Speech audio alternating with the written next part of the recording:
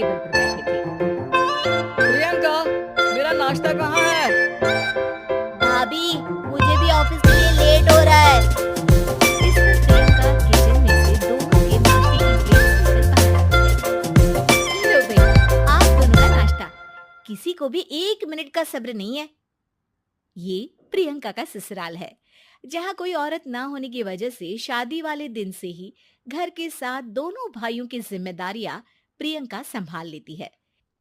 दोनों भाई शांति से नाश्ता कर रहे होते हैं कि अंकुश अपने भाई की प्लेट से पराठे का एक टुकड़ा उठा लेता है।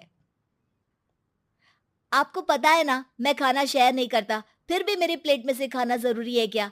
अरे हद हो गई है, मुझे नहीं खाना अब। अंकुर गुस्से में नाश्ता छोड़कर टेबल से उठ खड़ा होता है। अरे, ये कैसा बिहेवियर है अंकुर? एक टुकड़ा ही तो है। एक हो या आधा, मुझे भूख लगी है तो ये सिर्फ मेरा ही है। उसे भी किसी के साथ शेयर करने बैठा तो भूखा नहीं रह जाऊंगा। अरे बाबा ठीक है, अब इस पर भी लड़ाई।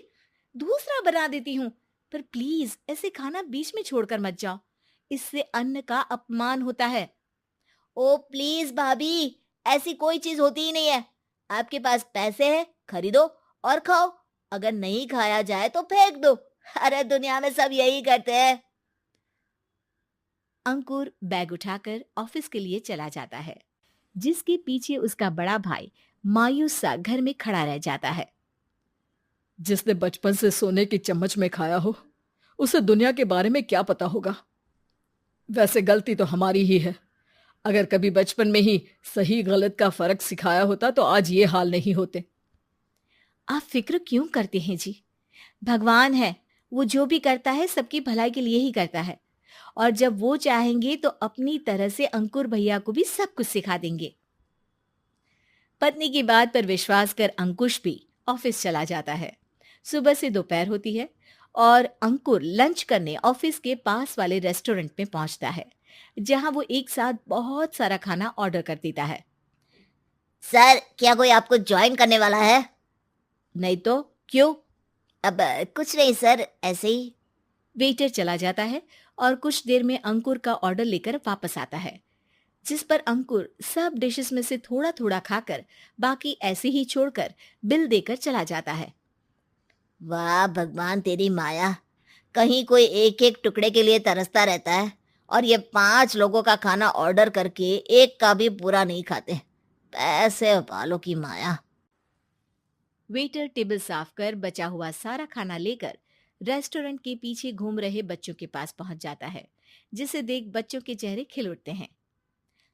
वाह, आज इतना सारा खाना आया।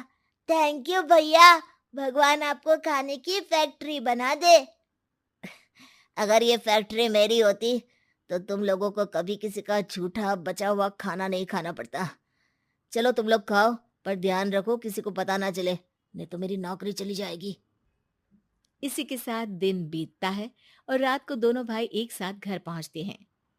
कुछ देर में सब डिनर करने बैठते हैं, जहां अंकुश अंकुर को समझाने की कोशिश करता है। अंकुर, अगर हमें लाइफ में सब कुछ मिला है, इसका ये मतलब नहीं कि तुम उसका गलत फायदा उठाओ, बल्कि तुम्हें उसकी मदद से दूसरों को भी मदद करनी चाहिए। भैया, जिनके पास नहीं है उनकी वजह मैं तो नहीं ना। और ऐसे बहुत लोग हैं जिनके पास सब कुछ है। इसलिए अगर मैं एक इंसान कुछ नहीं करूंगा तो कोई फर्क नहीं पड़ने वाला। तुम्हारे भैया बस एक चीज समझाना चाहते हैं कि जिस चीज की हमारे पास कमी नहीं है, उसे बर्बाद करने से अच्छा है कि लोगों के साथ शेयर करें। इससे हम सिर्फ सामान नहीं, खुशियां भी बांटते हैं, और इसमें तुम्हारा ज्यादा कुछ तो जाएगा नहीं। भैया भाभी की बात सुन अंकुर कुछ बोले बिना उठकर चला जाता है। इसी तरह दिन बीतते रहते हैं, जिसमें अंकुश और प्रियंका कोशिश तो बहुत करते हैं, पर अंकुर पर किसी भी चीज का कोई असर नहीं पड़ता। एक दोपहर अंकुर सैंडविच खाते हुए सड़क के किनारे चल रहा होता है। तभी उसकी नजर आइसक्रीम वाले पर पड़ती है और वो सैंडविच सड़क किनारे फेंक आइसक्रीम खरीदने पहुंच जाता है। अब इसे कहते हैं जिंदगी का सुख।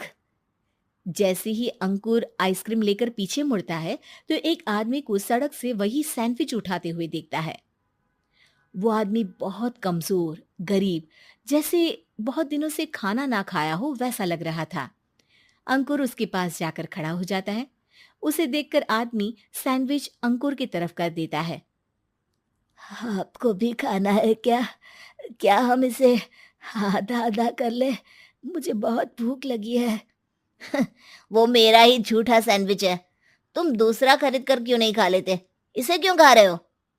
अरे भैया, अगर खरीदने के पैसे होते तो 4 दिन से भूखा नहीं घूम रहा होता। हैं? क्या? तुमने 4 दिन से कुछ नहीं खाया? फिर भी इस आधे सैंडविच को मेरे साथ बांटने के लिए तैयार हो गए? क्यों? अरे भैया, पैसा नहीं है तो क्या हुआ, इंसानियत आज भी उतनी महंगी नहीं हुई, और ना ही उस पर अमीर गरीब का टैग लगा है जो हम उसे रख ना सके। पर अफसोस, आजकल लोगों के अंदर पोषण, खून या विटामिन से ज्यादा इंसानियत की कमी होने लगी है।